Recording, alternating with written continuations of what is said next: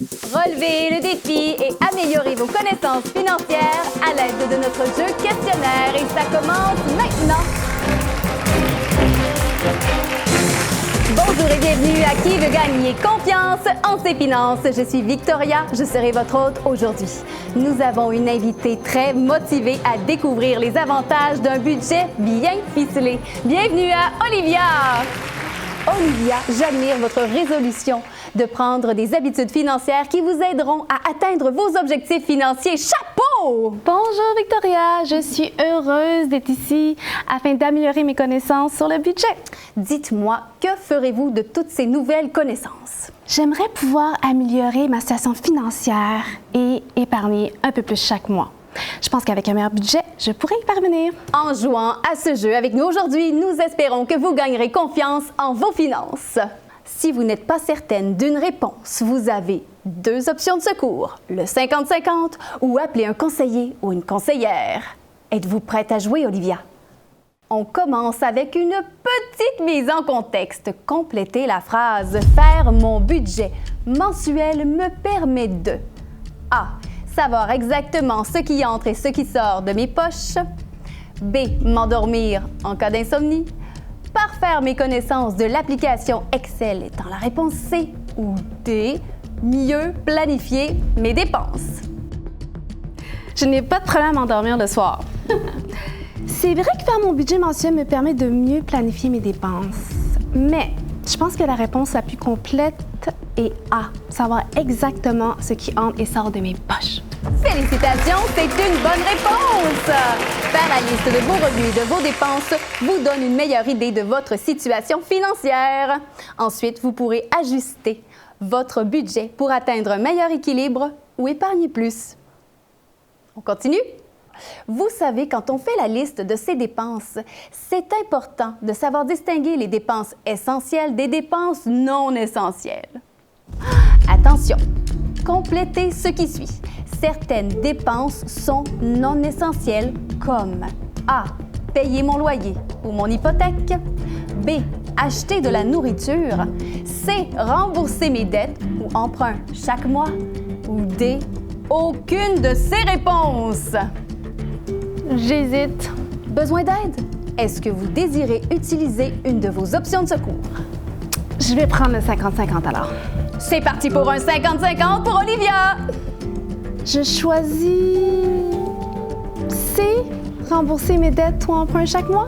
Oh non! La bonne réponse était D. Aucune de ces réponses puisque ce sont toutes des dépenses essentielles.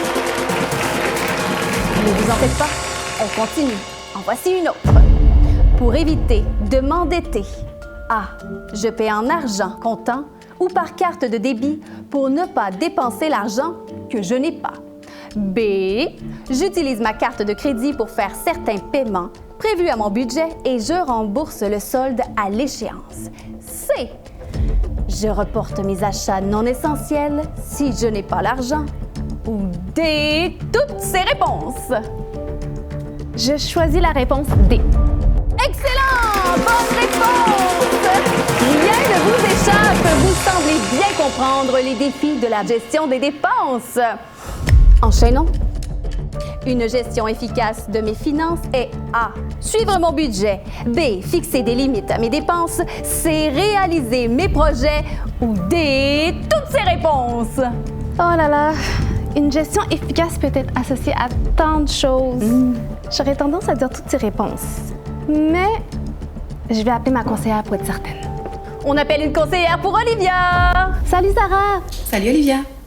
Je ne peux pas te parler longtemps. Je suis à Qui veut gagner confiance en ses finances et j'ai besoin d'aide.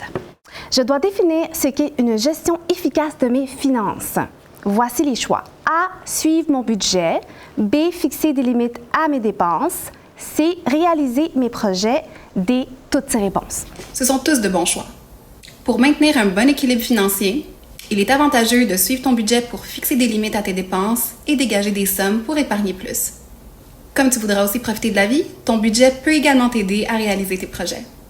Tu pourrais par exemple prévoir des cotisations régulières à ton régime d'épargne collectif. Consulte le centre de mieux-être de ton compte d'épargne collective en ligne pour en savoir plus sur le budget. Merci Sarah. D'accord, la gestion efficace de mes finances. dépendent de toutes ces actions. La réponse est D, toutes ces réponses. Effectivement, il vaut toujours mieux s'en tenir à son budget pour atteindre ses objectifs financiers. En voici une dernière. On a vu plus tôt que la gestion efficace de son budget passe entre autres par la gestion de ses dépenses, n'est-ce pas? L'une des meilleures habitudes financières à prendre est de A. Bien évaluer mes dépenses mensuelles et m'en tenir à mon budget. B. Évaluer mes dépenses au fur et à mesure. C. Garder l'œil sur mon compte de banque. Ou D. Demander de l'aide à un ou une amie. On peut toujours demander conseil à des amis, mais quand il s'agit de mon budget, je pense que la façon la plus efficace de la gérer est A. Bien évaluer mes dépenses mensuelles et m'en tenir à mon budget. Bonne réponse! Félicitations, mais quel parcours! Vous avez complété la portion « Gérer mes dépenses et mes revenus » de Qui veut gagner confiance en ses finances? Vous aurez tous compris qu'une gestion efficace de vos revenus et de vos dépenses commence par une évaluation précise de vos besoins et de votre situation. Avec quelques connaissances de plus en main, vous êtes maintenant mieux équipé pour poursuivre votre parcours d'épargne. Et n'oubliez pas que pour vous aider à passer à l'action et atteindre vos objectifs, il existe une multitude de ressources sur votre compte en ligne, accessibles via l'application Omni Desjardins ou sur le site Internet de votre programme d'épargne collectif.